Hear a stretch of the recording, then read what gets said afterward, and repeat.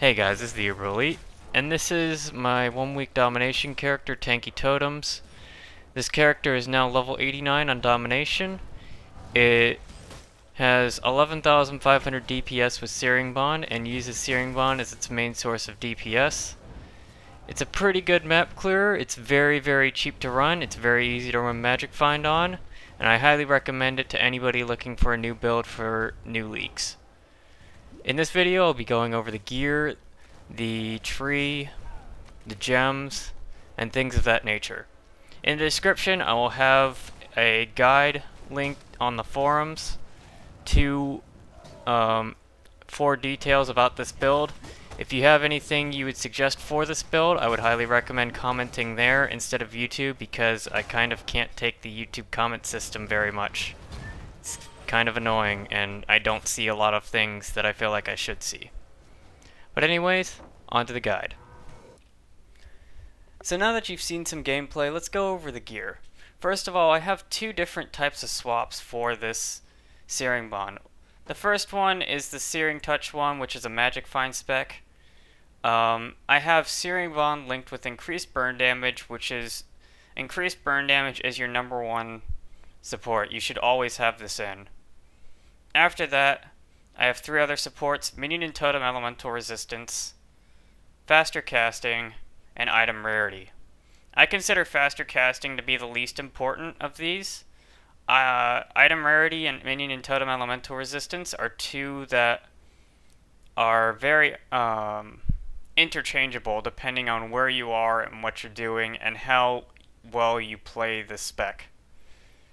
I personally really like Item Rarity, but if you're looking to XP fast, you may want to do Minion and Totem Elemental Resistance, or you may actually want to do Faster Casting instead. Rarity is very good though. Any sort of rarity you can get is extremely helpful to finding upgrades and gear, especially in a new league. This can make you a lot of currency early on. During the course of the 1 week, when my only source of rarity was the Item Rarity gem, I found so many Exalts worth of gear and so many good items that I was able to stay 90% self-found throughout the whole thing. I didn't even have a 5-link Searing Touch for most of it. For the most part, I was using a 4-link. I bought the Searing Touch that for a few Exalts worth of currency. It was a pretty high amount of currency to pay, but it ended up being very well worth it. Now, I forgot to mention this in the video recording, but before I was using a Searing Touch, I was using just a simple +2 scepter that was alt-regaled. You don't really need that much more for anything below 70 maps, but Searing Touch will give you a damage increase, and quite a significant one at that. On the other swap, I have my pure DPS spec.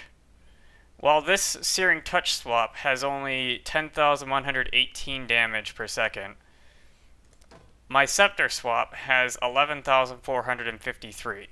This one has a +3 Scepter, which was also bought, and contains Searing Bond linked with Empower and increased burn damage. This is the most damage you can get out of Searing Bond. On the offhand, I just have a simple Scepter that has fire damage and mana regen. This is to increase my mana regen per second to make it easier to run Arctic armor that's at a higher level. I don't have the sockets much used here yet. I'm still considering what I could use. So use these as you will, or you could even use a shield if you so wish. This would give you a lot more defensive options without lowering your DPS too much. The Scepter is only giving me about 850 DPS right now. As for the gear, I have this helmet, which is pretty low life, very high resistances, but it has rarity, and it has a decent amount of energy shield to it, which gives me a lot of mana. I have this chest, which was self-crafted. I found a 5-link in an academy, wasted a few chaos after the 1 week ended, and ended up with this chest. This chest gives me an insane amount of mana. It gives me about 800. The life is pretty low. I would definitely consider lowering the amount of energy shield that I get from the chest in exchange for higher life and better resistances, but this chest does for now. This ring gives me dex, mana regen, and rarity, as well as lightning resist. These are all great stats, especially the dexterity, because the dexterity is the one thing that's allowing me to run Grace right now. This ring has a lot of great stats. All of these are amazing. Cast speed, mana, life, mana regen, rarity, and all resistance. Unfortunately, the life, mana regen, and elemental resistance are kind of low rolls, especially the life and all resistance, but cast speed is extremely rare on a ring. And this ring is almost perfect for what you need. The amulet is just for life and fire resistance. Also gives a good amount of strength, which you'll see the use of later. These boots are self-found. I could definitely buy an upgrade for pretty cheap for these, I'd imagine. Especially with 15% move speed. This belt's just insane. Don't expect to be able to buy a belt like this for cheap. And these gloves are self-crafted. I should probably sell these and buy a cheaper pair that do the same thing without the Fizz Leech, because the Fizz Leech is more important for somebody that's doing, say, any melee or spectral throw build. As for the other links, we've got utility skills in the helmet. Faster casting linked with elemental weakness, which is my curse of choice. This allows me to use my Shock Nova, which we'll get into later, to a better ability, as well as providing the most elemental resistance reduction. Flammability does not go higher than elemental weakness once elemental weakness has quality. Now, many of you may argue, why not vulnerability? The thing is that vulnerability doesn't give very much of a DPS boost against those that are 75% fire resistance, and those that aren't 75% fire resistance die so fast that you don't even need the curse anyways. So elemental weakness ultimately is, in my opinion, the best curse, because you really want to try and push those mobs below 75% fire resistance that are high fire res. It also helps with Shock Nova, as I said. Bone Offering is in the case that you run into a Necromancer map. Now this provides mass corpse clearing that Detonate Dead wasn't able to do very easily, because Detonate Dead only consumed one corpse at a time. Bone Offering can consume around like 5 to 6 corpses at one time, and this really helps against necro maps, against undead maps. It makes undead maps a whole lot easier. Lightning Warp is my movement skill. I use it just to move around and get through walls or jump over ledges like this. And yeah. Max level this because you shouldn't have to worry about the mana cost too much. You should have enough mana regen in the end to be able to use it at max level. And the reduced duration is really helpful. In my chest I have a 5-link. This is entirely not necessary. You don't need a 5-link. You can easily run this on a 4 or even a 3-link. The most important gems to have for this setup is Shock Nova, preferably quality. Higher quality the better, because you get shock duration and chance to shock. You have a trap support gem, and you have elemental proliferation. This allows you to go up to rare mobs that may be hard to kill, throw the Shock Nova trap at it before you place your totems, and shock stack all the white and blue mobs around it, thus proliferating shock stacks onto the rare mob, making it a lot easier to kill. Additional links include Lightning Penetration, which is very helpful against the lightning resistant mobs, and Iron Will. Iron Will is great on any trapped skill, because the reduced cast speed does not affect trap skills. You will still throw traps just as fast with the with minus 15% reduced cast speed as minus 50% reduced cast speed. So if you can get a quality one of this, don't worry about it too much though, and don't even worry about getting a 5-link for that matter. If you can't get a quality Shock Nova, alternatives are Lightning Trap as well, and you can also get the Static Blows passive. Static Blows will allow you to shock without having quality, thus making this a lot cheaper. In here we have another trapped gem. We have a level 1 Ice Nova because its purpose is not to do damage, and it can't do a lot of damage anyways, so we're just going to keep the mana cost low. We have a trapped Ice Nova with multi-trap.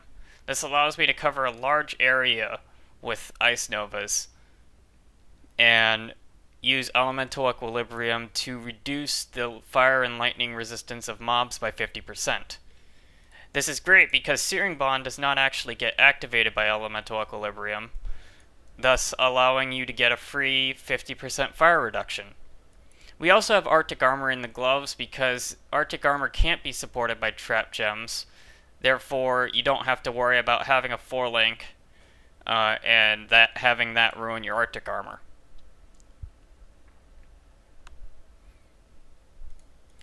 As for the auras, we have Clarity, Grace, and Purity of Elements. Clarity is a must-have for any mana build. Be careful about leveling this early. You don't want to over-level it. Chances are, until you have over 1,000 mana, you don't want to level it over 8. I would say 3, 5, and 8 are my recommended levels, and then after that, you're probably just going to go all out. Purity of Elements was great early on when I needed the resistances, especially once I got a Searing Touch. Once I got a Searing Touch, I wasn't using a shield anymore, which before that, I was actually using a Ceremonial or Angelic Kite Shield for resistances. The Purity of Elements allowed me to replace that shield. It also helped me once I had my resistances over 75 without a shield. It also helped me run elemental weakness maps with better ability. Grace is so that I can get some extra armor, because I do get the Iron Reflex passive in this build. This is also my main source of armor. Without it, I would have 1,574 armor, and with it, I have 3,680. This is a big difference, and also helps me mitigate more out of my Arctic Armor. For the passive tree, we have a pretty simple tree. My goal was to get very tanky totems, and still have decent clear speed, and I think I managed to do that pretty well. First of all, pretty obvious stuff, going through Celestial Walker, getting Elementalist, going through Life, and getting Ancestral Bond. Ancestral Bond's pretty obvious because we need to summon 2 totems. I prefer the totem damage, but you may want the totem life early on, especially because the damage isn't that necessary. After that, we go down here, and we get the Ironwood passive. We also get increased cast speed for summoning totems because it gives us more mobility and moving around. The faster you can cast your totems and get them out, the more defensive you can be because you can start moving again very quickly. You can also get out, start doing damage faster as well, which increases theoretical DPS. We also go up here, we get the Holy Fire passive, which is the best burn damage passive on the tree. It gives a lot of burn damage in just 3 points right here. Also have life nodes here. We have life nodes here, especially for the chaos resistance. The chaos resistance is pretty helpful against chaos damage mobs, especially those in Waste Pool and things like that. It also puts you closer to static blows in case you can't get a quality shock nova or a trap that allows you to shock. After that, we have 2 paths that we split out from here. Early on, you may want to go down here, start getting Shaper, start getting these life nodes, and also may want to go get these damage mitigation for totems nodes, which are very, very helpful. This gives damage and life as well, which is great. And we also get the Elemental Equilibrium passive as soon as we are able to start trapping the Ice Nova and start throwing Ice Nova traps, because Searing Bond will never activate Elemental Equilibrium, thus giving us a free minus 50 fire resistance. It's up to you if you want to go Iron Reflexes or go Eldritch Battery. I really think Eldritch Battery is a great passive for this spec, because you really want to get high mana regen and be able to run Arctic Armor. It's not easy to get high amounts of armor on this spec, unfortunately, So Arctic armor is a pretty big deal against things like tentacle miscreations and suppressing fire, because those can kill you very, very fast. High physical damage will still do a lot of damage to you, but early on, that's not something you should have to worry about too much. You mostly want to be able to sustain your mana pool and all of that. I would also ignore the damage passives for the most part, because you really don't need them early on. Focus on your life, focus on surviving, and then worry about the damage later. After that, we go down here and get iron reflexes. There's also some good damage passives. This is one of my favorite passives for this build because it gives us the life regen that we don't really have too much of. We only have about 2%, one from here and one from here. There's a lot of life in this area. You also get a lot of resistance. You already have 10% resistance from Celestial Walker, and you get another 10 from here, which is great. I would recommend going through the bottom of this life wheel. Don't get the top nodes when you're going down to iron reflexes, just because you want to get iron reflexes to get that armor up ASAP. After you have iron reflexes, equilibrium, eldritch battery, ancestral bond, all of that kind of stuff, then you can start focusing either on your damage or your life. I would say focus on life still, and then focus on damage later, around level 80-ish, because you're still going to be clearing pretty fast, and any damage you can get is pretty much extra. This damage group is probably the best one to get first, because it also adds in some life regen and has the best efficiency of burn damage per point. This also gives us some fire resistance, so these would probably go second. After that, it's really up to you, and in figuring out what you want to do. But yeah. Anyways, I hope you guys enjoyed. This is a really good build to do for a new league or in a 1-week race. As a matter of fact, Searing Bond has proven to be so good at low levels that it's even become a new Templar option in any race that is over 100 minutes. So thank you guys for watching. Hope you enjoyed. If you have any questions, feel free to PM me on the forums at the Uber Clips. You can post them on YouTube, even though the comment system is kind of crap right now. I may not see it if you post it on YouTube. I'll also post this video to Reddit, and I'll have a link to the thread on the forums, which is probably the best place to do it, either Reddit or the forums. Hope you guys enjoyed. Peace out.